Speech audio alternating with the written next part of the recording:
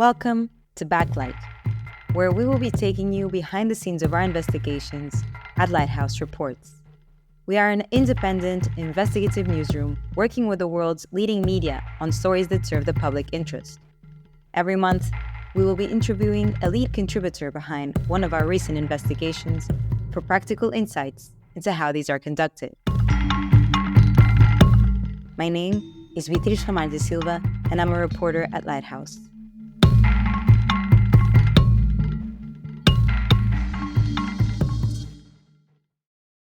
This month, I'm speaking to Abbas Azimi, who was a reporter on our Left Behind series. After Western governments chaotically left Afghanistan in 2021, thousands of people who served alongside European governments found themselves abandoned. Despite pledges by European governments to protect their employees, countless people were forgotten and left behind to live in fear under the Taliban government. At Lighthouse, we did a series of reports across Europe, focusing on Germany, the Netherlands, France, and UK. We spoke to and verified the identities of dozens of people who were legally eligible for evacuation, but were left behind. The aftermath of this has meant countless people are living in fear under Taliban government, whilst many have been subject to torture or have even been killed. Abbas is based in the Netherlands, and he played a key role in finding sources and interviewing people for our Left Behind series. This story is personal for Abbas because he left Afghanistan in August 2021 with his pregnant wife. His family was at risk because of his previous work with the Afghan government and international organizations like the World Bank. Most of Abbas's family is still in Afghanistan too. Hey Abbas, how are you doing? Thank you so much for joining me on a Sunday to have a chat about the Left Behind series. Hello, Beatrice. It's my pleasure to speak with you today. Abbas, this is actually the first time we're meeting, so it'll be a great way to get to know a bit about your work. I wanted to start out by asking you a little bit about yourself, because your own personal life was a key reason why you were fundamental to this reporting. So can you speak a little bit about how you found yourself joining this investigation?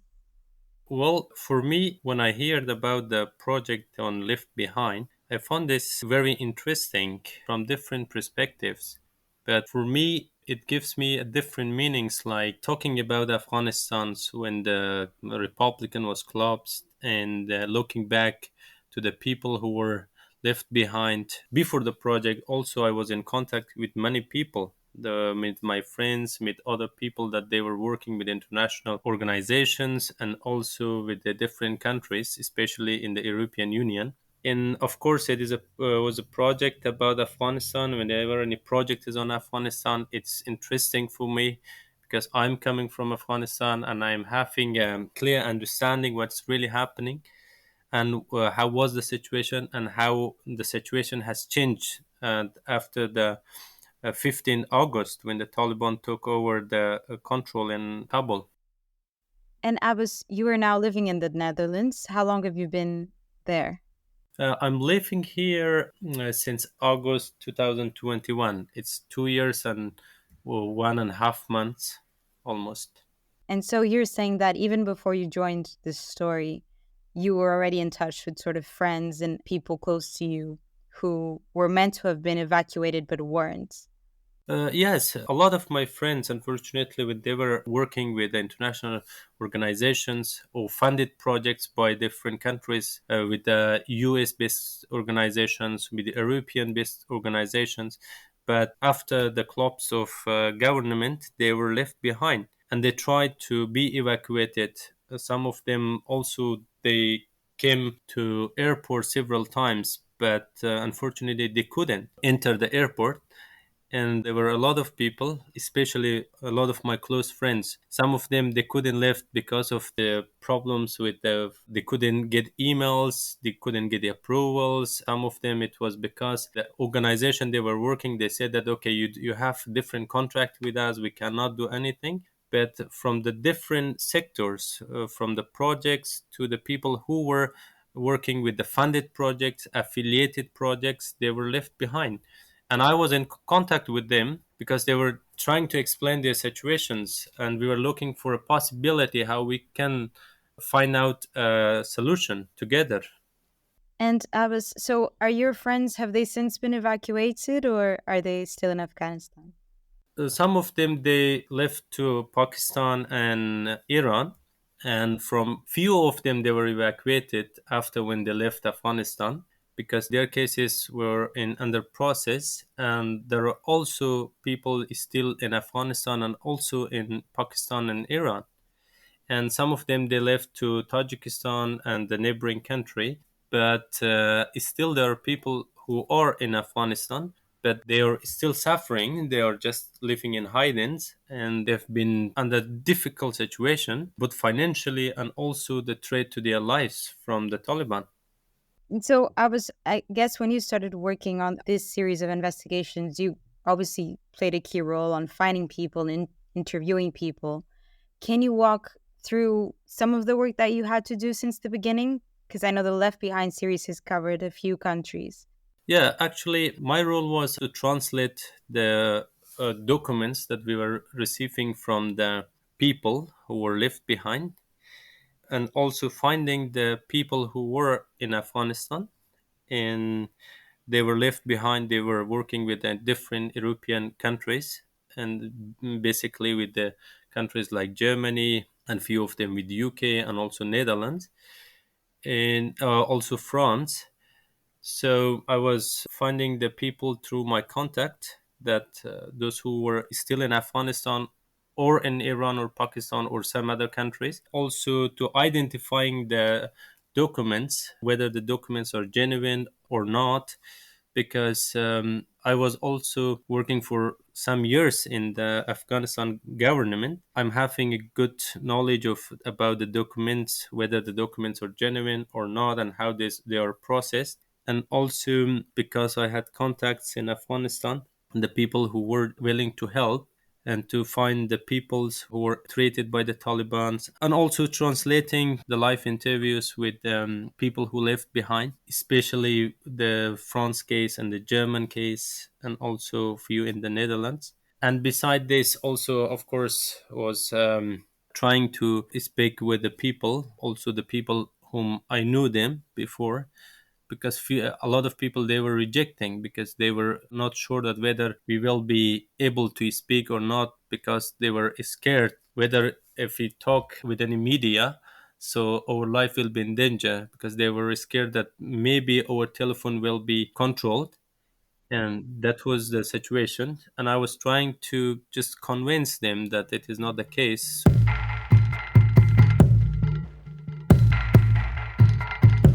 To find out more about our investigative journalism and how to get involved, do subscribe to our newsletter. You can do this on our website, lighthousereports.com.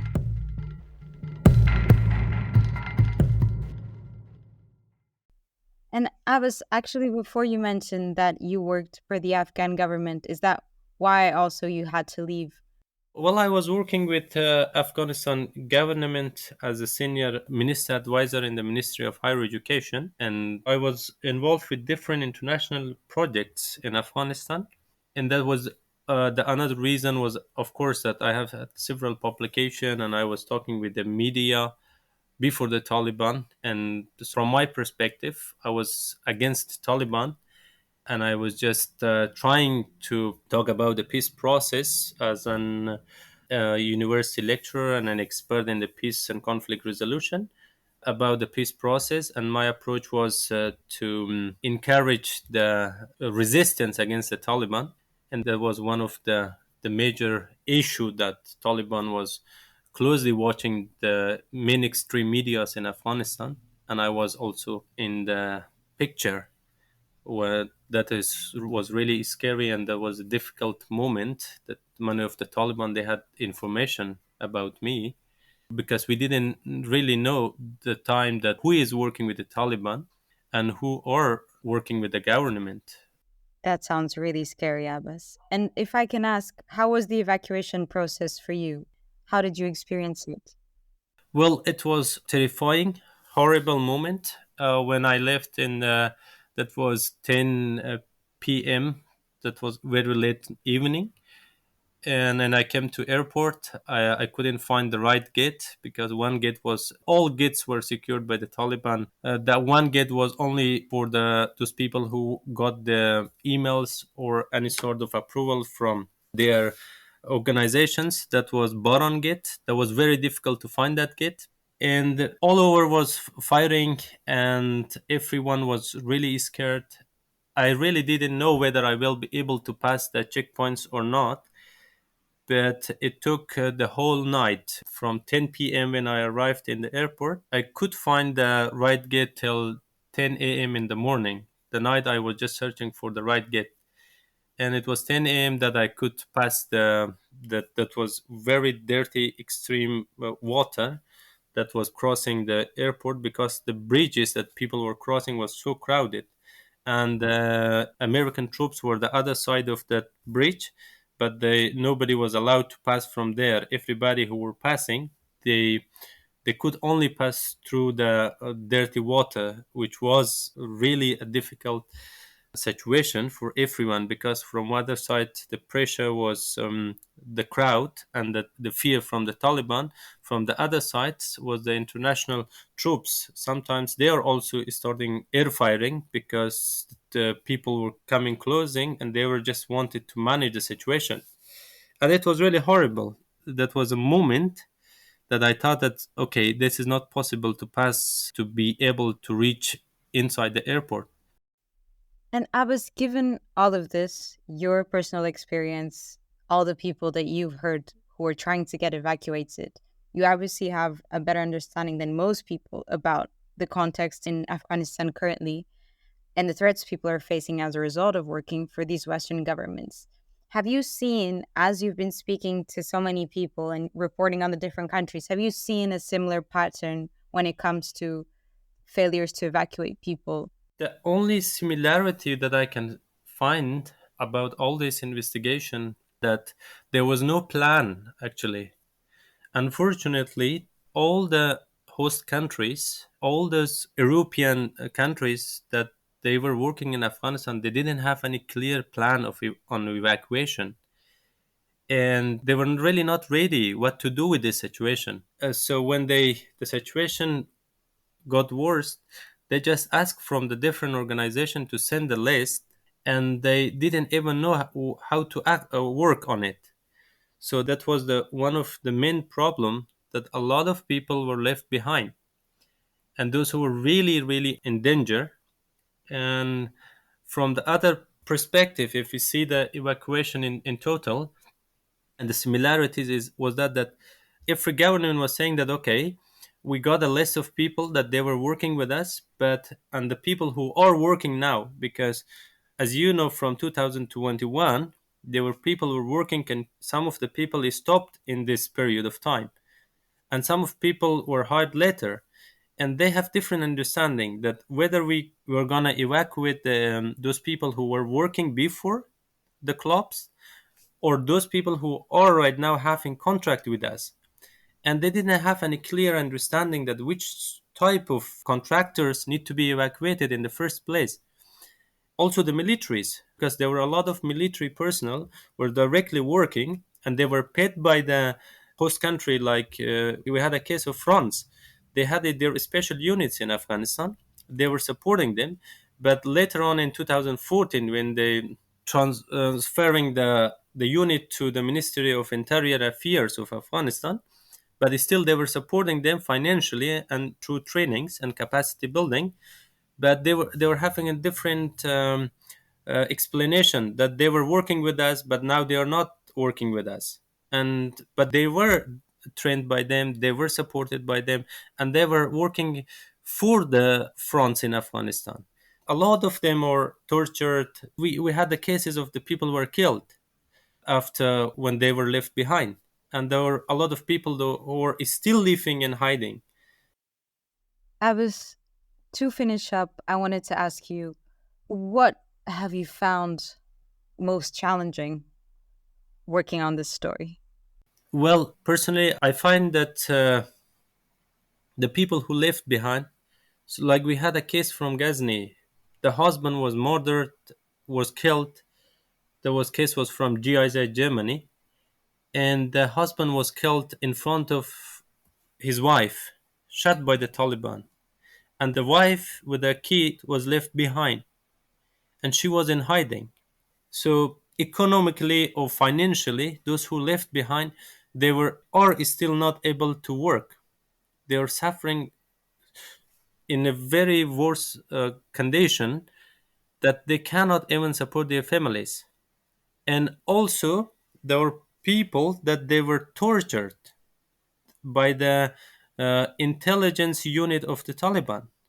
They were kept, they were present for several months. Even we had the case of 1 year, and the families didn't have any information.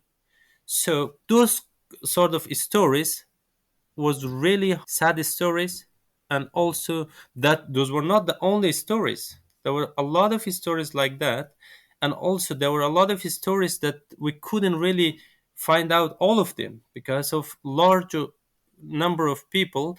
They fled the country, and they were caught on the border, some of them inside Afghanistan, because the Taliban got informations, the data they had. And what I find, that was exactly a betrayal to people who work with the international organizations on the countries. They served for several years, and they were in the pictures, they were under threat, and when the situation has changed, they were left behind with their families in danger under the Taliban control. And so the especially the a lot of women also they left behind, unfortunately, and now they cannot work. They're living in a very difficult situation. It is really difficult for me to explain that, because that is very hard to see how a person is left behind and running from the Taliban, living in hiding undercover, and from other perspective, waiting for any response from the organization they were working. Abbas, thank you so much for joining and for taking time to speak to me today. Yeah, you're most welcome. It's my pleasure always to talk about such stories, because I feel how the situation was, because I'm coming from that exact situation, and that is always my pleasure to talk about it, because someone need to talk about it. That is, they shouldn't be forgetting history, or they shouldn't be left behind like that. People left behind, we need to talk about it. That is our responsibility. I feel myself responsible to talk as much as possible, to do awareness at least about that the situation that people are still suffering in Afghanistan. Thank you for listening. Our Left Behind series has been published with Le Monde, RFI, The Observer, Tagesschau, Süddeutsche Zeitung, Trau, and Pointer. You can follow us on Twitter at LH Reports.